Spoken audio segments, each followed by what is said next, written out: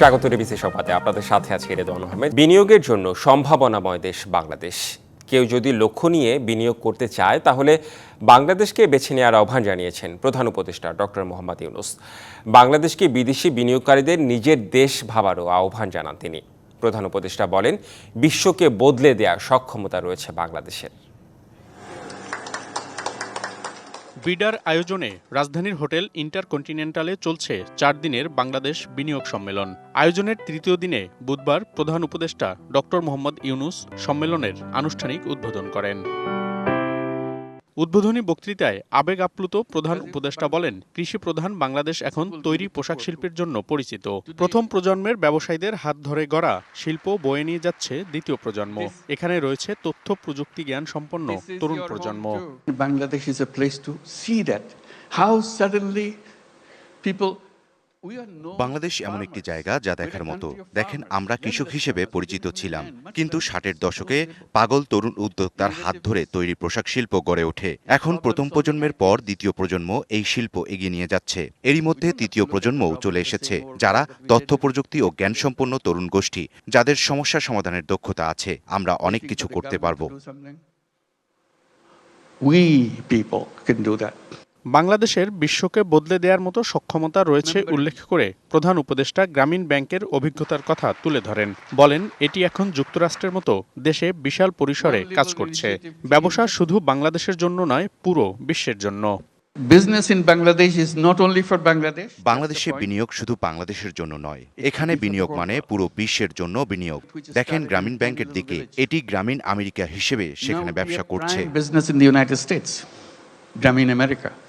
অর্থ উপার্জন আনন্দের, তার চেয়েও আনন্দের বিনিয়োগ। তাই যদি কেউ লক্ষ্য নির্ধারণ করে ব্যবসা করতে চান, তো বাংলাদেশকেই বেছে নেওয়ার আহ্বান জানান প্রধান উপদেষ্টা। These big industries and so on, and inviting you for so many countries. বিনিয়োগের জন্য অপার সম্ভাবনার দেশ বাংলাদেশ, তাই নিজের দেশ মনে করে এখানে বিনিয়োগ করুন, কারণ এখানে বৃহৎ তরুণকে কাজে লাগানোর অনেক সুযোগ রয়েছে। Came a long way in a very short time. বিনিয়োগে বিশেষ অবদান রাখায় 5 শিল্প উদ্যোক্তা ও প্রতিষ্ঠানকে সম্মাননা স্মারক তুলে দেন প্রধান উপদেষ্টা। বাংলাদেশের নাগরিকত্ব দেয়া হয় এক বিদেশি বিনিয়োগকারীকে। বুধবার সম্মেলনে সেবার মাধ্যমে বাংলাদেশে পরীক্ষামূলক যাত্রা শুরু করেছে স্যাটেলাইট ভিত্তিক ইন্টারনেট সেবা স্টারলিংক। মনিরুল সোহাগ, ডিবিসি নিউজ, ঢাকা। রাজনৈতিক দলগুলোর মাঝে দেশে কর্মসংস্থান ও বিনিয়োগের বিষয়ে মতপার্থক্য থাকা উচিত নয় বলে মন্তব্য করেছেন বিডার চেয়ারম্যান চৌধুরী আশিক মাহমুদ বিন হারুন। রাজধানীর হোটেল ইন্টারকন্টিনেন্টালে আয়োজিত বিনিয়োগ সম্মেলনের তৃতীয় দিনে সংবাদ সম্মেলনে তিনি একথা বলেন। এই সময় বিডার চেয়ারম্যান জানান, ফার্মাসিউটিক্যালস, লাইট ইঞ্জিনিয়ারিং ও তথ্য প্রযুক্তি খাতে বিনিয়োগের আগ্রহ দেখিয়েছে সম্মেলনে অংশ নেওয়া বিনিয়োগকারীরা। তৃতীয় দিনের সম্মেলনে আইএলও এর সাথে শ্রম অধিকার বিষয়ক এবং হাঙ্গার গ্রুপের সাথে বিনিয়োগ চুক্তি সই হয়। হাঙ্গার গ্রুপের সাথে $150 মিলিয়ন চুক্তি সই হয়েছে। আগামী 1 থেকে 2 বছরের মধ্যে এর মাধ্যমে 15,000 লোকের কর্মসংস্থান হবে।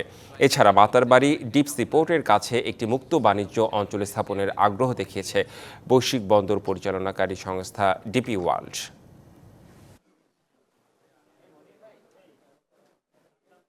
প্রথমত এনসিপি, জামাত এবং বিএনপি সবাইকে অনেক ধন্যবাদ। সবাই টিম পাঠিয়েছেন, ইনফ্যাক্ট অনেকে ক্রিয়েটিভলি তাদের নিজেদের ব্রোশার করেছেন, তাদের ভিউ কি ইনভেস্টমেন্ট ক্লাইমেটের ব্যাপারে ওরকম পেপার্স করেছেন। ওনারা আসলে খুবই ফোর্থকামিং ছিলেন আমাদের সাথে, আমরা একসাথে কাজ করেছি। এলডিসি গ্রাজুয়েশনের জন্য বাংলাদেশ এখনও পুরোপুরি প্রস্তুত হতে পারেনি বলে মনে করছেন ব্যবসায়ীরা।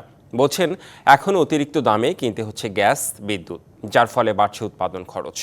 আর বিদেশি বিনিয়োগ আনতে কাঠামোগত পরিবর্তনের দিকে নজর দেওয়ার আহ্বান তাদের। বুধবার বাংলাদেশ ইনভেস্টমেন্ট সামিটে আয়োজিত এক সেমিনারে এসব কথা বলেন তারা। এ সময় বাণিজ্য উপদেষ্টা জানান, বিনিয়োগের বাধাগুলো নিশ্চিহ্ন করে নিশ্চিত করা হবে বিনিয়োগ পরিবেশ। বাংলাদেশ ইনভেস্টমেন্ট সামিটের তৃতীয় দিনে এলডিসি গ্রাজুয়েশন পরবর্তী সময়ে দেশের বাণিজ্য ও বিনিয়োগ কৌশল নিয়ে সেমিনারের আয়োজন করে এফবিসিসিআই, যেখানে ব্যবসায়ীদের পাশাপাশি উপস্থিত ছিলেন সরকারের প্রতিনিধিরাও। এ সময় ব্যবসায়ীরা জানান, এখনও এলডিসি গ্রাজুয়েশনের জন্য প্রস্তুত নয় বাংলাদেশ। সমালোচনা করেন গ্যাস বিদ্যুতের চওড়া দামের। Just to claim glory for their crown. This is a pivotal moment for Bangladesh. দেশে বিনিয়োগের বাধা চিহ্নিত করে তার সমাধানের আশ্বাস দেন বাণিজ্য উপদেষ্টা। দেশে বিনিয়োগের বাধাগুলো চিহ্নিত করতে হবে এবং সমাধান করতে হবে, না হলে দেশে বিনিয়োগের সুষ্ঠু পরিবেশ নিশ্চিত করা যাবে না। অন্যান্য দেশের তুলনায় বাংলাদেশ বিনিয়োগের জন্য খুব অনুকূল জায়গা। আমি সকলকে বিনিয়োগের জন্য বিষয়গুলো বিবেচনার আহ্বান জানাই। বর্তমানে স্বল্পোন্নত দেশ হিসেবে বিভিন্ন দেশের বাজারে শুল্কমুক্ত সুবিধা পাচ্ছে বাংলাদেশ। তবে 2029 সালের পর এই সুবিধা পাওয়া নিয়ে শঙ্কায় ব্যবসায়ীরা। Rifat Tasnuva, DBC news, Dhaka. চলতি অর্থবছর শেষে বাংলাদেশের জিডিপির প্রবৃদ্ধি হতে পারে 3.9%, আর আগামী বছর তা বেড়ে হতে পারে 5.1%। এমন পূর্বাভাস দিয়েছে এশিয়ান উন্নয়ন ব্যাংক এডিবি। চলতি বছর শেষে গড় মূল্যস্ফীতি বেড়ে 10.2% হওয়ার পূর্বাভাস দিয়েছে এডিবি। তবে আগামী অর্থবছরে তা কমে 8% নেমে আসতে পারে। উন্নয়ন সহযোগী এই প্রতিষ্ঠানটির ওয়েবসাইটে প্রকাশিত প্রতিবেদনে বলেছে, দক্ষিণ এশিয়ার মধ্যে সর্বোচ্চ প্রবৃদ্ধির পূর্বাভাস ভুটানের, এরপর ভারতের। চীনের আবাসন খাতের মন্দা এবং মার্কিন সরকারের শুল্ক নীতির প্রভাবে এশিয়া ও এশিয়া প্যাসিফিক অঞ্চলে প্রবৃদ্ধি আংশিকভাবে কমার পূর্বাভাসও দেওয়া হয়েছে। সেখানে বলা হয়, মার্কিন শুল্কের প্রভাবে পুরো অঞ্চলের বাণিজ্যে চ্যালেঞ্জ পড়বে অনিশ্চয়তার মুখে। তবে অভ্যন্তরীণ চাহিদা ও ইলেকট্রনিক্স পণ্যের রপ্তানি প্রবৃদ্ধি অর্জনে সহায়তা করবে। ভারতের বন্দর বা বিমানবন্দর ব্যবহার করে বাংলাদেশের পণ্য তৃতীয় দেশে পাঠানোর ট্রান্সশিপমেন্ট সুবিধা আর দেবে না ভারত। তবে দেশটির ভূখণ্ড ব্যবহার করে নেপাল ও ভুটানে বাংলাদেশি পণ্য রপ্তানি বাধাগ্রস্ত হবে না, এমন কথাই জানিয়েছে ভারতের পররাষ্ট্র মন্ত্রণালয়। তবে দিল্লির এই সিদ্ধান্তে বাংলাদেশের অর্থনীতিতে তেমন কোনো নেতিবাচক প্রভাব পড়বে না বলছেন বিশ্লেষকরা। 2020 সালের 29 জুন বাংলাদেশকে ট্রান্সশিপমেন্ট যে সুবিধা দিয়েছিল ভারত, তা বাতিলের সিদ্ধান্ত নিয়েছে দিল্লি। এই সিদ্ধান্তের পর তুমুল আলোচনা দেখা দেয় দুই দেশের গণমাধ্যমে। তবে বুধবার সন্ধ্যা সাপ্তাহিক ব্রিফিংয়ে বিষয়টি স্পষ্ট করেন ভারতের পররাষ্ট্র মন্ত্রণালয়ের মুখপাত্র রণধীর জয়সওয়াল। তিনি বলেন, ভারতের কোনো বন্দর বা বিমানবন্দর ব্যবহার করে বাংলাদেশের পণ্য তৃতীয় দেশে পাঠানোর ক্ষেত্রে ট্রান্সশিপমেন্ট সুবিধা তুলে নেওয়া হয়েছে। তবে এ সিদ্ধান্তে নেপাল ও ভুটানে বাংলাদেশি পণ্য রপ্তানির ক্ষেত্রে কোনো প্রভাব পড়বে না। বাংলাদেশকে দেয়া ট্রান্সশিপমেন্ট সুবিধার ফলে দীর্ঘ সময় ধরে আমাদের বিমানবন্দর ও সমুদ্র বন্দরগুলোতে উল্লেখযোগ্য পণ্যজট সৃষ্টি হওয়ার কারণে আমাদের নিজস্ব রপ্তানিতে বিলম্ব, খরচ বৃদ্ধি এবং ব্যাকলগ তৈরি হচ্ছিল। ফলে এই সুবিধা 8 এপ্রিল 2025 থেকে প্রত্যাহার করা হয়েছে। তবে ভারতের স্থল সীমান্ত ও ভূখণ্ড ব্যবহার করে বাংলাদেশ থেকে নেপাল বা ভুটানে পণ্য পরিবহনের উপর কোনো প্রভাব ফেলবে না।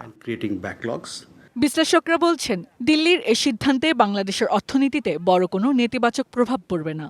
সামগ্রিকভাবে হয়তো এটা আমার রপ্তানি বা আমদানির ক্ষেত্রে অনেক বড় বাধা তৈরি করবে না, কিন্তু এটার অন্য যেই বিষয়গুলো আছে সেই বিষয়গুলোকে আমাদের বিবেচনায় নিয়ে রাখা উচিত।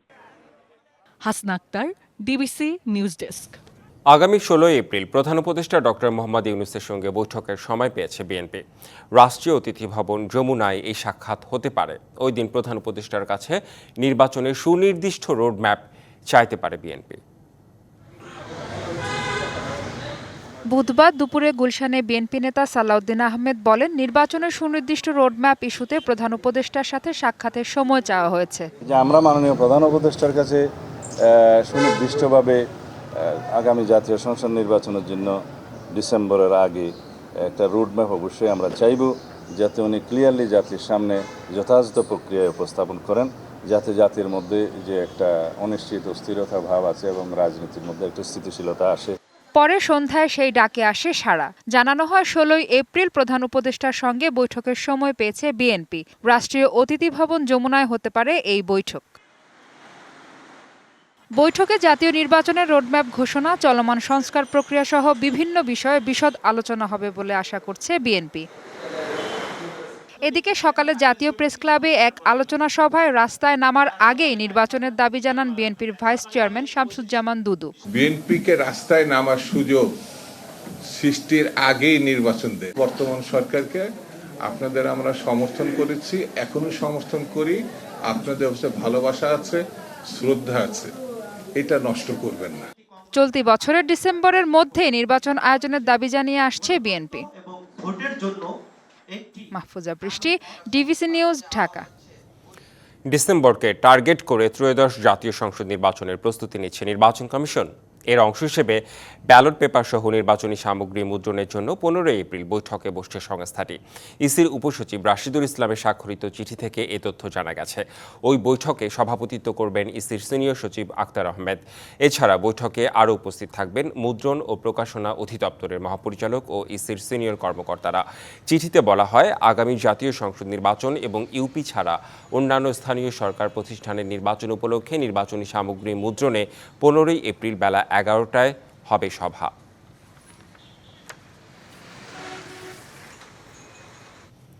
দুর্নীতি দমন কমিশনে হাজির হয়ে অভিযোগ জমা দিয়েছেন জাতীয় নাগরিক পার্টি এনসিপির দুই মুখ্য সংগঠক হাসনাত আব্দুল্লাহ ও সার্জিস আলম।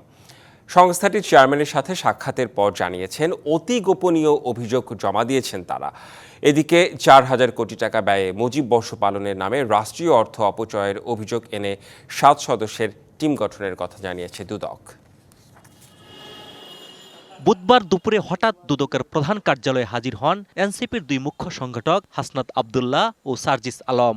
দেখা করেন সংস্থাটির চেয়ারম্যান ডক্টর আব্দুল মোমেনের সঙ্গে। বের হওয়ার পর জানান, কিছু অভিযোগ জমা দিয়েছেন, তবে তা এখনই খোলাসা করতে চান না বলে জানান এনসিপির অন্যতম শীর্ষ নেতা হাসনাত আব্দুল্লাহ। আমি কিছু অভিযোগ নিয়ে আসছিলাম, তো অভিযোগ আমার রিসিভ করছে অভিযোগ এখন ফিডব্যাক তো আর আমি বলতে পারি না, সেটা হচ্ছে দেখি কি হয়, বাট অভিযোগ রিসিভ করছে প্রপারলি। এগুলা হচ্ছে এখনো পর্যন্ত কনফিডেন্সিয়াল, তো এগুলা জানা যাবে, মিডিয়াতে আসবে। দলের আরেক সংগঠক সার্জিস আলম বলেন, অতীতে দুদককে ব্যবহার করে অনেকে সাম্রাজ্য গড়ে তুলেছে, হয়রানি করা হয়েছে অনেক সাধারণ মানুষকে। এই দুদককে ব্যবহার করেই কিন্তু অনেককে সাম্রাজ্য তৈরি করতে সহযোগিতা করা হয়েছে, একদম কালো টাকার। আবার অনেক ভালো মানুষকে এটার মধ্যে দিয়ে বছরের পর বছর ধরে ভোগান্তিতে রাখা হয়েছে, অস্বস্তিতে রাখা হয়েছে। এদিকে বুধবার 4,000 কোটি টাকা ব্যয়ে মুজিব বর্ষ পালনের নামে রাষ্ট্রীয় অর্থ অপচয়ের অভিযোগে দুদকের 7 সদস্যের কমিটি গঠনের কথা জানান দুদকের মহাপরিচালক। শেখ হাসিনা, সাবেক প্রধানমন্ত্রী এবং তার বোন শেখ রেহানা সহ অন্যান্যের বিরুদ্ধে রাষ্ট্রীয় কোষাগার হতে প্রায় 4,000 কোটি টাকা ব্যয় করে শেখ মুজিবুর রহমান জন্মশতবার্ষিকী, মুজিব বর্ষ পালন এবং শেখ মুজিবের 10,000-এর বেশি মুরাল ও ভাস্কর্য নির্মাণ করে অর্থ অপচয় ও ক্ষতি সাধনের অভিযোগ সংক্রান্ত একটি অভিযোগ অনুসন্ধান চলমান রয়েছে। এরই মধ্যে 7 সদস্যের এই কমিটি অনুসন্ধান কার্যক্রম শুরু করেছে। 7 সদস্য বিশিষ্ট একটি অনুসন্ধান দল গঠন করা হয়েছে, তারা কাজ করছেন। অজিত সরকার, ডিবিসি নিউজ, ঢাকা। কক্সবাজার, চাঁদপুর, ঝিনাইদহ, ভোলা ও পঞ্চগড়ে নদী, খাল ও পুকুরের পানিতে ডুবে প্রাণ হারিয়েছেন 13 জন। এদের মধ্যে 10 জনই শিশু। সকালে কক্সবাজারের চকরিয়া উপজেলার মাতামুহুরী নদীতে গোসলে নেমে 2 শিশু নিখোঁজ হয়। পরে স্থানীয়রা ভাসমান অবস্থায় তাদের মরদেহ উদ্ধার করে। রামু উপজেলায় খালের পানিতে ডুবে প্রাণ গেছে আরও 2 শিশুর। এছাড়া মাতামুহুরী নদীতে গোসলের সময় নিখোঁজ যুবকের মরদেহ উদ্ধার করেছে ফায়ার সার্ভিসের ডুবুরি দল। অন্যদিকে সকালে চাঁদপুর সদরের বাখরপুরে 2 ছেলেসহ পুকুরে গোসল করতে নামেন খাদিজা আক্তার। ছোট ছেলে পানিতে তলিয়ে গেলে উদ্ধার করতে পানিতে ঝাঁপ দিলে 2 জনই নিখোঁজ হয়। পরে স্থানীয়রা তাদের মরদেহ উদ্ধার করে। আর পার্শ্ববর্তী সাবদি এলাকায় বাড়ির পুকুরে ডুবে মানসুরা নামে 2 বছরের শিশু মারা গেছে। অন্যদিকে ভোলার সদর উপজেলায় পৃথক ঘটনায় পুকুরের পানিতে ডুবে তানহা ও তানিশা নামের 2 শিশুর মৃত্যু হয়েছে। এছাড়া ঝিনাইদহের হরিণাকুণ্ডু ও পঞ্চগড়ের বোদা উপজেলায় পানিতে ডুবে প্রাণ হারিয়েছেন আরও 2 শিশু।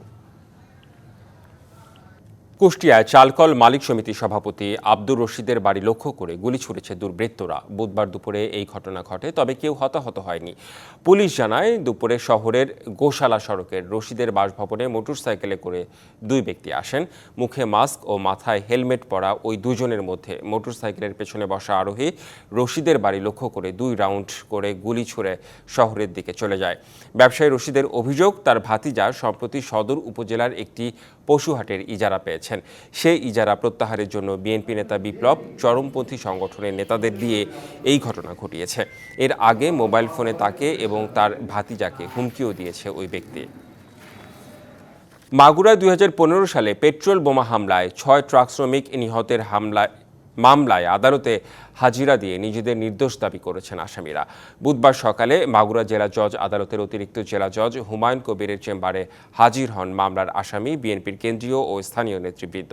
আদালতে উপস্থিত ছিলেন আসামি তৎকালীন কেন্দ্রীয় ছাত্রদলের সভাপতি রাজীব আহসান ও সাধারণ সম্পাদক আকরামুল হকও। তাদের দাবি, বোমা হামলায় নিহতরা সবাই বিএনপি নেতাকর্মী ছিলেন, তাদের ফাঁসাতে নাটক সাজানো হয়েছে। এ সময় আসামিরা নিজেদের নির্দোষ দাবি করেন। পরে 342 ধারায় আসামি শনাক্তকরণ ও যুক্তিতর্কের জন্য দিন প্রার্থনা করেন আসামি পক্ষের আইনজীবীরা।